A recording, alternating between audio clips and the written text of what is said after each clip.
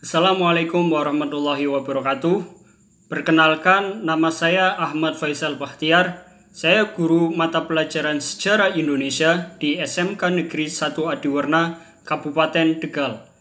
Di sini saya akan menjelaskan mengenai sumber, bukti, dan fakta dalam sejarah.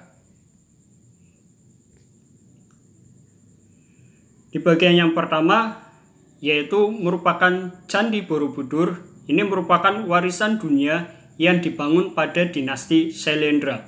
Candi Borobudur merupakan sumber primer ketika kita mau mengkaji mengenai kerajaan-kerajaan yang bercorak Hindu maupun Buddha di wilayah Nusantara. Bagian yang pertama yaitu sumber dalam sejarah. Sumber sejarah adalah segala warisan kebudayaan yang berbentuk lisan, tertulis, visual, serta dapat digunakan untuk mencari kebenaran. Sumber yang terdapat di Indonesia maupun di luar Indonesia sejak zaman praaksara hingga zaman sekarang. Sumber bisa dijadikan sebagai sumber sejarah jika bersifat reliable atau dapat diandalkan, kredibel, dan valid. Ini merupakan sumber sejarah di wilayah Kabupaten Tegal. Gambar yang pertama yaitu merupakan pabrik gula Pakungan, terus di bawah itu merupakan aktivitas nelayan di pesisir Tegal. Bagian yang selanjutnya itu sumber berdasarkan sifat. Yang pertama yaitu sumber primer atau sumber utama, adalah sumber sejarah yang asli dan berasal dari zamannya. Contoh prasasti, piagam, candi, masjid, dan yang lain-lainnya. Yang kedua yaitu sumber sekunder atau sumber kedua, merupakan sumber sejarah yang berasal dari kepustakaan kuno, sumber tiruan ataupun replika. Contohnya prasasti tiruan atau replika, terjemahan kitab kuno, laporan penelitian. Sumber tersier atau sumber ketiga adalah sumber berupa buku-buku sejarah yang telah disusun di mana si pengarang tidak melakukan penelitian langsung, tetapi berdasarkan pada hasil penelitian ahli sejarah. Ini biasanya berasal dari tulisan tesis, skripsi, tesis, disertasi, ataupun buku-buku karya ilmiah yang lainnya. Nah, ini yang di atas itu merupakan prasasti Yupa. Ini merupakan sumber primer mengenai kerajaan Kutai. Yang di bawah ini merupakan replika dari Candi Borobudur. Jadi ini merupakan sumber sekunder. Bagian yang kedua yaitu sumber berdasarkan tempat. Sumber dari dalam negeri. Sumber dalam negeri sering juga disebut sumber setempat atau terjadinya suatu peristiwa. Contoh prasasti Kota Kapur, bukti keberadaan kerajaan Sriwijaya di Pulau Bangka. Yang kedua yaitu sumber dari luar negeri. Sumber berasal dari luar negeri tetapi isi informasi mengenai peristiwa di dalam negeri. Contohnya prasasti Nalanda, di situ ditemukan di Nalanda, India, berisi mengenai Raja Balaputra Dewa dari kerajaan Sriwijaya. Ini yang di atas merupakan prasasti Kota Kapur mengenai kerajaan Sriwijaya. Di bawahnya itu merupakan prasasti Nalanda yang berada di India. Ini juga menggambarkan kerajaan Sriwijaya. Yang ketiga yaitu sumber berdasarkan bentuk. Pertama, sumber benda. Sumber benda adalah peninggalan manusia dari masa lampau berupa benda, pastinya berupa benda ya, seperti candi, patung, uang logam, dan yang lain-lainnya.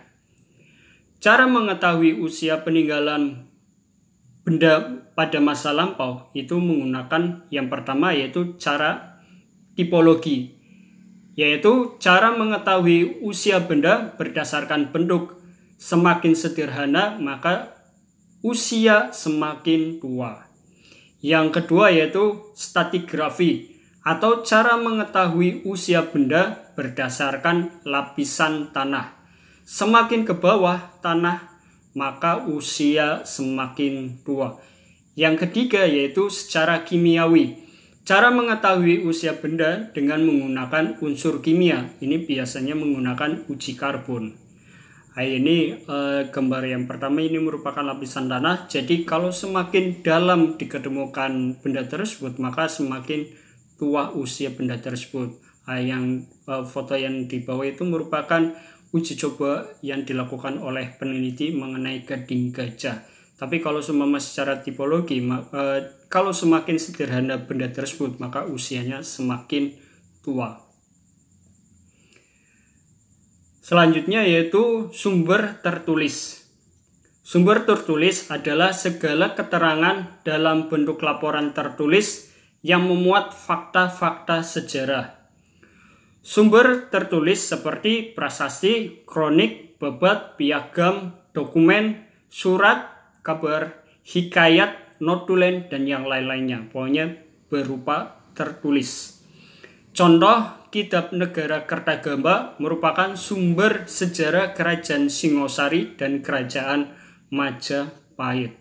Namun di Kabupaten Tegal kita memiliki sumber mengenai babat negeri Tegal. Tapi ada beberapa sejarawan itu juga tidak bisa menggunakan babat karena di situ unsur mistis ataupun unsur fiktifnya sangat kuat sekali.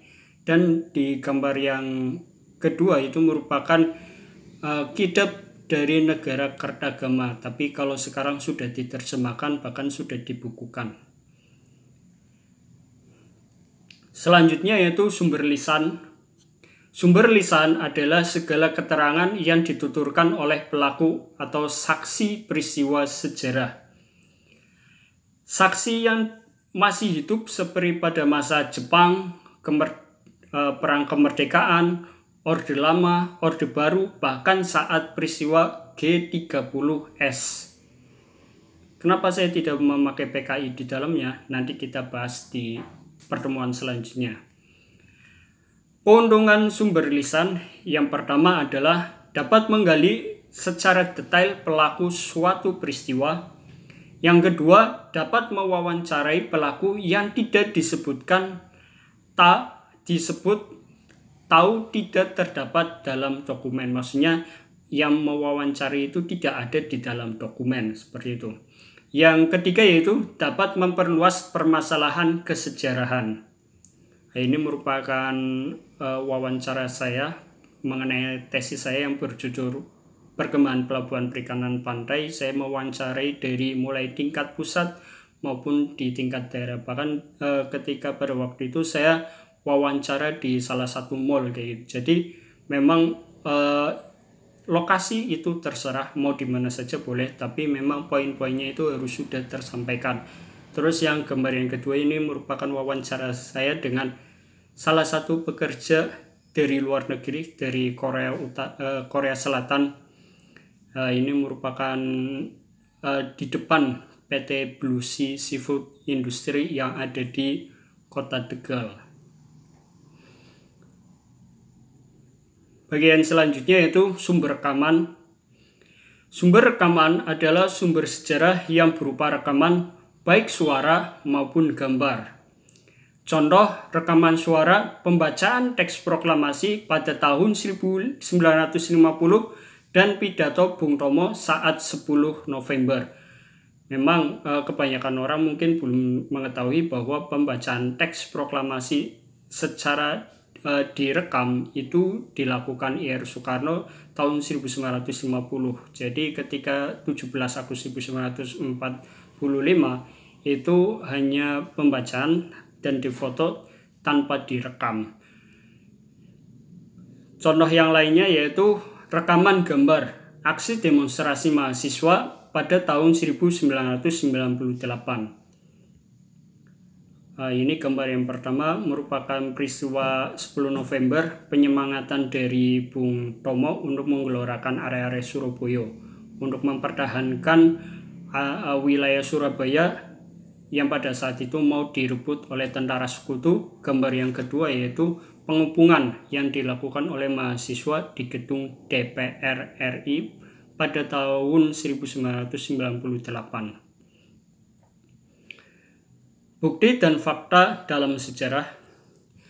Bukti dalam sejarah adalah sesuatu yang menyatakan kebenaran suatu peristiwa. Terdiri dari 5W dan 1H. What, apa yang terjadi. Who, siapa pelakunya, maksudnya. When, kapan peristiwa itu terjadi.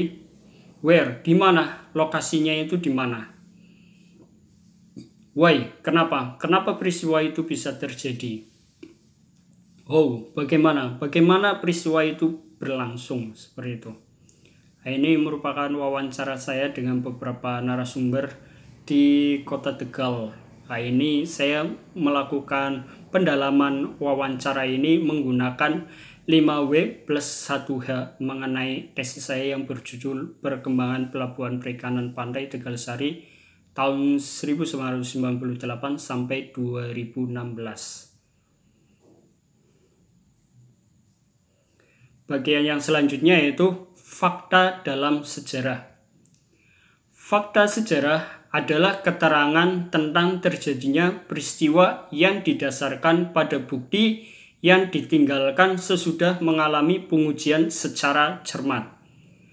Menurut Profesor Sartono Kartodirjo, fakta digolongkan menjadi 2, yaitu yang pertama fakta lunak, soft facts, terus fakta lunak, fakta yang masih dipertanyakan, contohnya peristiwa PKI dan Super Semar.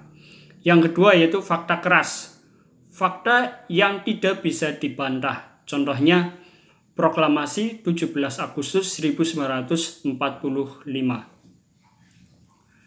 Berdasarkan bentuk, fakta sejarah dibedakan menjadi 3 macam. Yang pertama, fakta benda peninggalan sejarah yang menunjukkan aktivitas kehidupan manusia. Yang kedua yaitu fakta mental, perilaku atau tindakan maupun moral dari manusia. Yang selanjutnya yaitu fakta sosial, suatu bukti yang menunjukkan keadaan sosial tokoh sejarah.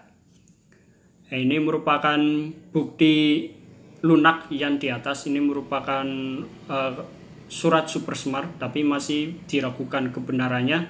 Dan di bawah itu merupakan pembacaan teks proklamasi 17 Agustus 1945 oleh I.R. Soekarno. Ini fakta keras, tidak bisa dibantah mengenai kebenarannya, seperti itu.